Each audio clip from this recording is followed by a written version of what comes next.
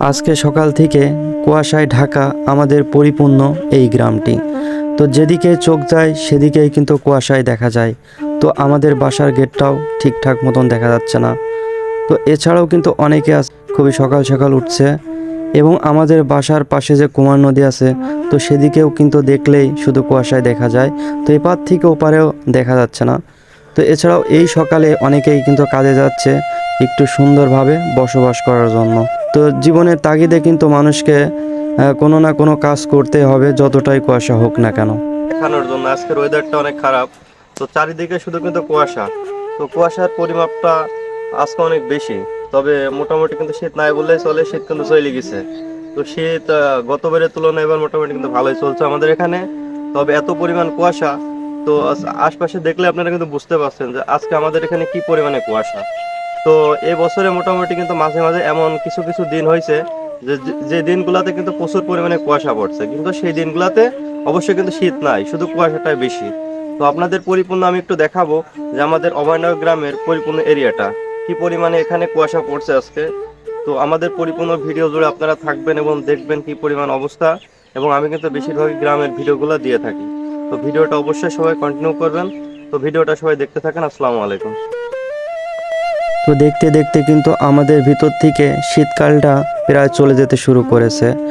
তো হয়তো আর কিছুদিনের ভিতরেই আমাদের ভিতর থেকে কিন্তু শীতটা চলে যাবে বিদায় নিয়ে। তো আমরা কিন্তু কুমার নদীর কিছু দৃশ্য আপনাদেরকে দেখাচ্ছি। তো যেদিকেই তাকাবেন শুধু কিন্তু কুয়াশায় দেখবেন, কেননা আজকে সকাল থেকেই আমাদের এখানে কুয়াশার মাত্রাটা অনেক বেশি। তো যার কারণে দূরের জিনিসগুলা ঠিকঠাক মতন কিন্তু দেখাও যাচ্ছে না। তো যার কারণে আমি ভাবলাম আপনাদেরকে এই ভিডিওটা একটু দেখাই যে আমাদের গ্রামের পরিস্থিতিটা আসলে কেমন। অনেকে ভাববেন যে গ্রামের স্রোতগুলো অনেক সুন্দর। তো অনেকে আছে কিন্তু এই ঠান্ডার দিনেও কাজ করার জন্য বাসা থেকে বেড়াইছে, কেননা জীবন সুন্দরভাবে বসবাস করার জন্য মানুষকে কিন্তু কোনো না কোনো কাজ কিন্তু ঠিকই করা লাগবে। তো আজকের এই দিনে সবাই কিন্তু নিজের গন্তব্য যাওয়ার জন্য প্রস্তুত নিচ্ছে শত বাধার মাঝেও। তো আপনারা দেখছেন যে অনেকেই কাজে যাওয়ার জন্য কিন্তু বাইরে আছে, ইতিমধ্যে অনেকেই যাচ্ছে। পরিস্থিতিটা আসলে এমন।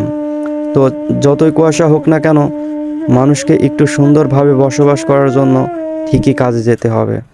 তো বেলা কিন্তু প্রায় 10টা 11টা বেজে গেছে, তারপরেও যেন কুয়াশা যাচ্ছে না। তো পরিস্থিতিটা হচ্ছে এমন।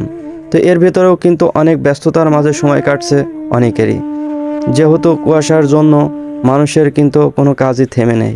তো সকাল থেকে কিন্তু যার যার কাজে সেই কিন্তু ঠিকই যাচ্ছে।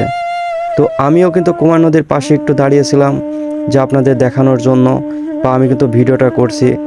তো এই কারণে দেখালাম যে গ্রামের যে সুন্দর সুন্দর দৃশ্যগুলো আমরা কিন্তু আমাদের ভিডিওর মাধ্যমে ফুটাই তোলার চেষ্টা করি।